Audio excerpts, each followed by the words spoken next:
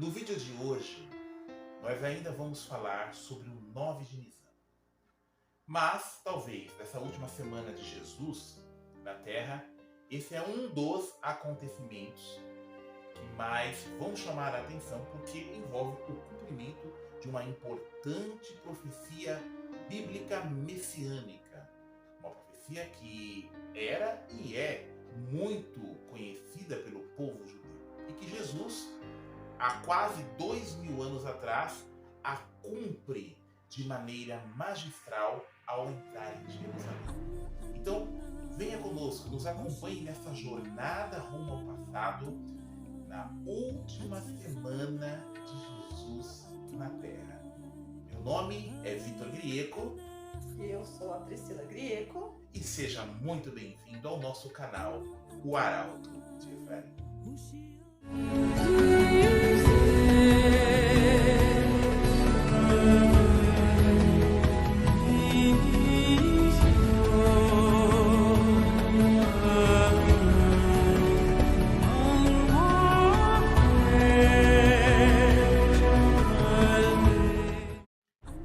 Depois do cativeiro babilônico, depois que os israelitas eles retornam e reconstroem não somente o templo, mas as muralhas, incentivados pelo profeta Ageu e pelo profeta Zacarias, coloque aí cerca de entre 500 e 400 anos antes de Jesus, o profeta Zacarias ele é inspirado por Deus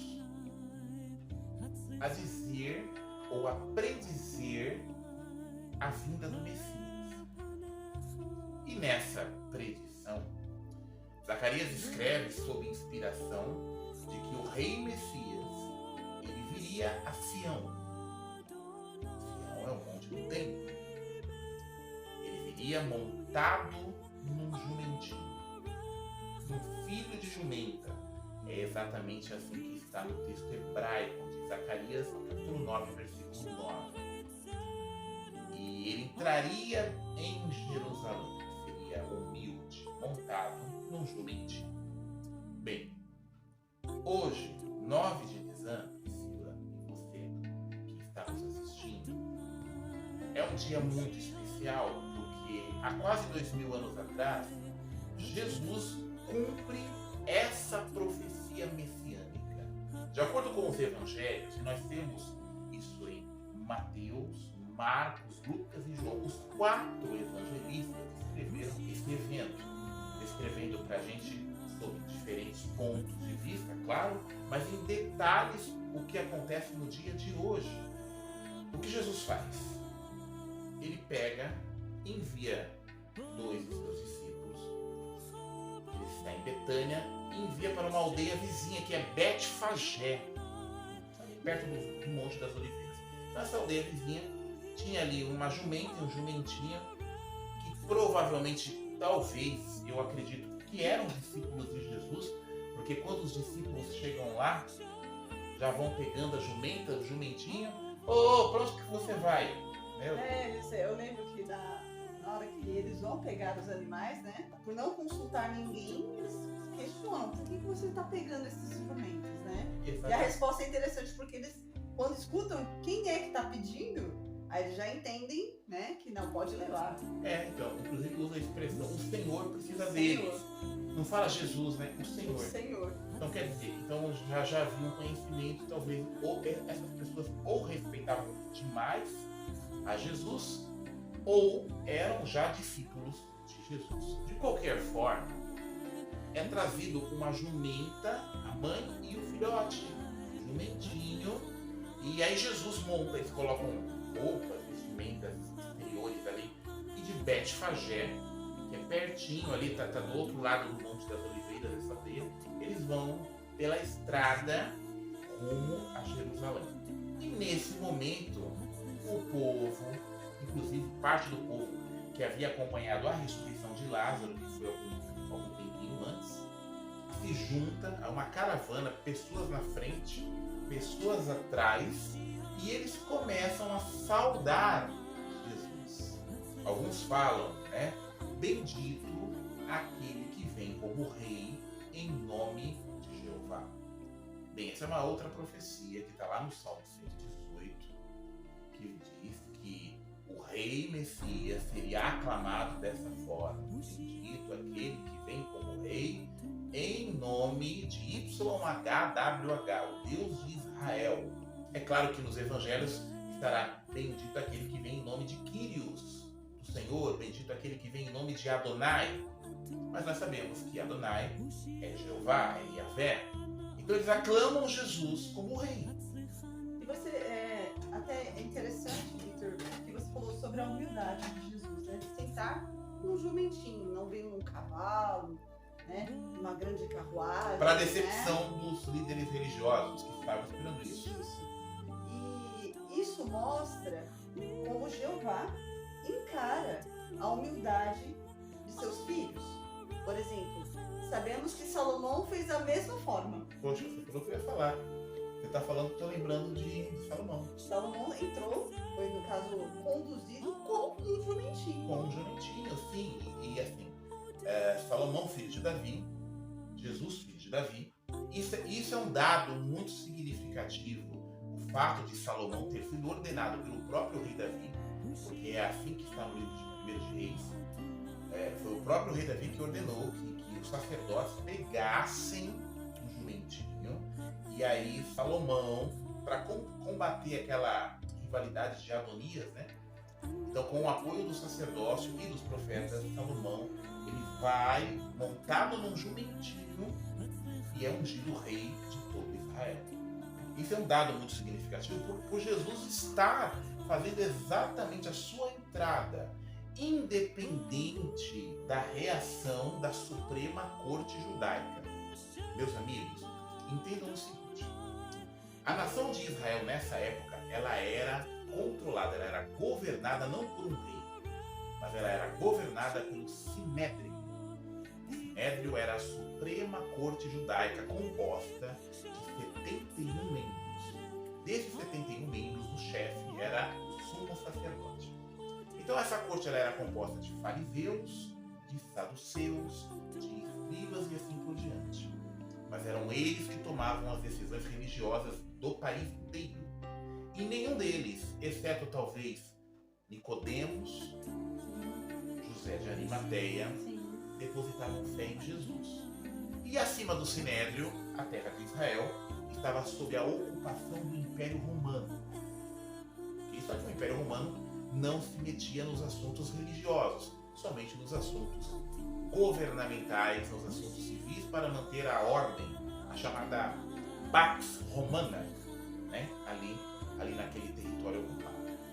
De qualquer forma, Jesus, desconsiderando tudo isso, a fim de mostrar a sua autoridade como aquele que vem em nome de Adonai, em nome de Jeová, então ele adentra em Jerusalém desta forma.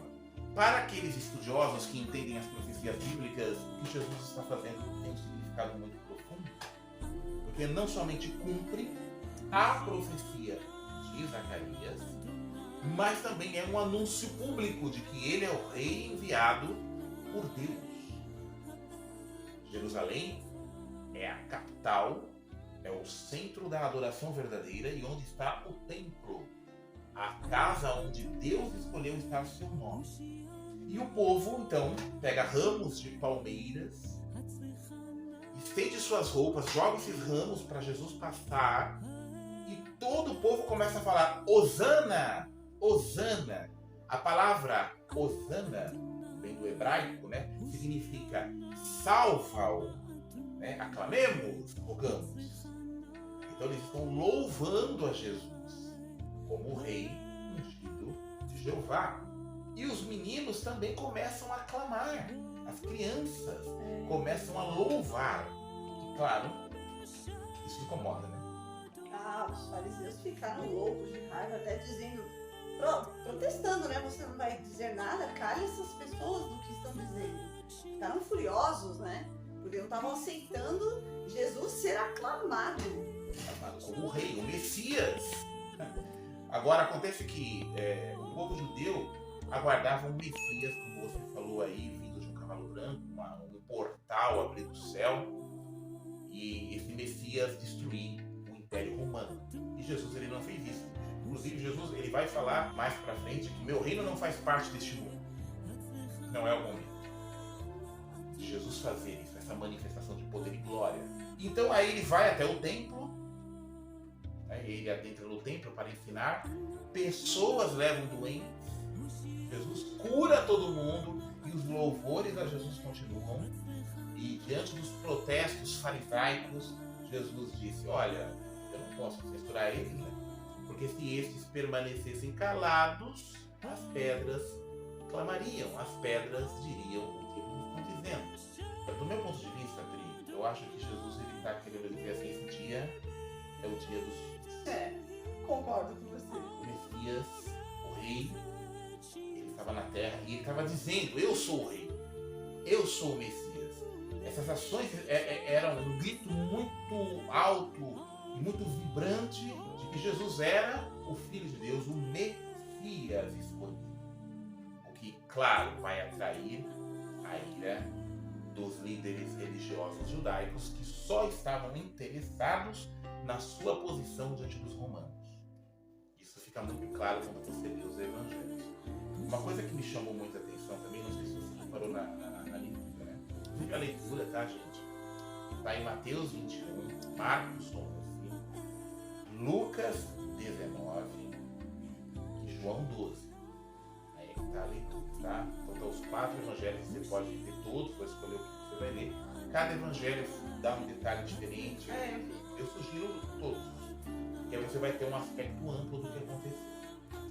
Um outro ponto que me chamou a atenção, Priscila, é que Jesus, quando ele está adentrando em Jerusalém, você percebeu que ele faz uma profecia?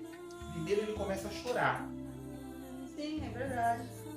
Ele começa a chorar, você percebe? Sim. E aí ele chora e ele fala, Jerusalém, né? Se vocês tivessem percebido as coisas que têm a ver com a paz, ou seja, o rei que Deus enviou para vocês, mas vocês não entenderam.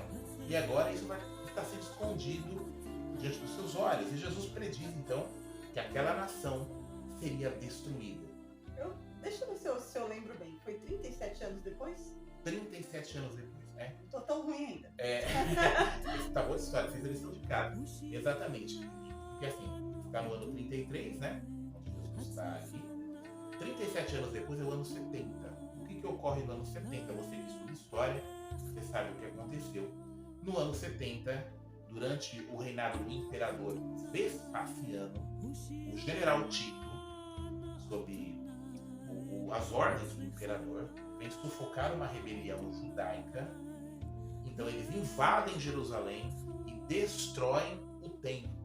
Mais de milhões de judeus, né? 1 milhão, se não me engano, 1 milhão de judeus são mortos, outros são levados, são dispersados por todo o Império Romano como escravos, e o templo e a cidade são incendiados. E os despojos do templo são levados para Roma. Ele tem até um monumento lá, que é o Arco de Tito, que comemora essa vitória. Jesus prediz isso.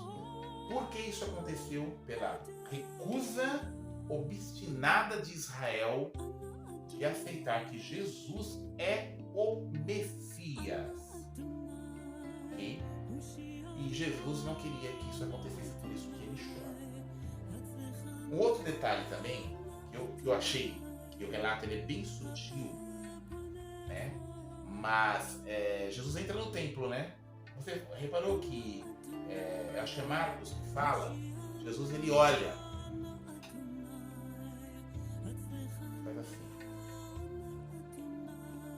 e aí tá ficando tarde, é domingo, naquele dia era domingo, né? Porque naquela época caiu no domingo, 9 de Nisan, e tá ficando tarde, ele volta para Betânia. Vocês vão entender no próximo vídeo por que Jesus olhou, ele faz isso aqui, essa cara, mas ele não faz nada porque tá tarde e ele volta para Betânia para dormir, né, novamente na casa do seu amigo Lázaro. Mas no próximo vídeo você vai entender. Bem, olha, Priscila, eu acho assim, é empolgante, né? É empolgante nós sabermos que Jesus, ele é o rei. Ele é o rei escolhido por Deus. E a gente tira diversas lições disso, você não acha? Acho que dá pra gente ter uma visão, né, do comportamento, né, tanto cumprindo as profecias, mas ao mesmo tempo o próprio Jesus, como ele se comportou nesse dia. Também eu falo que o Jesus bíblico ele é muito diferente do Jesus apresentado pela Igreja de Roma e por parte, né, pela grande maioria, eu diria, da Igreja protestante, evangélica. Né? Porque o Jesus bíblico, ele é de um cunho fortemente judaico. Não tem como não ser, né? Esse cunho judaico, a profecia judaica. E para os judeus, né, que estão atualmente agora, né, em Israel, antigamente, né, nós pensávamos que, olha, Deus rejeitou os judeus. Longe disso, né? Muito longe disso. Em breve o Messias virá sobre Israel e os judeus também encontrarão a restauração quando o Messias vir pela segunda vez para reinar, assumir o seu reino junto com a classe da noiva a partir de Jerusalém. E então conceder bênçãos eternas transformando a terra no paraíso.